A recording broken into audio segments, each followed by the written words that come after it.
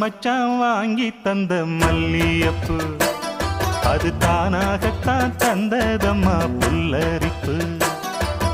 ஆசை மனச தூண்டி அது மாம நினப்ப கூறு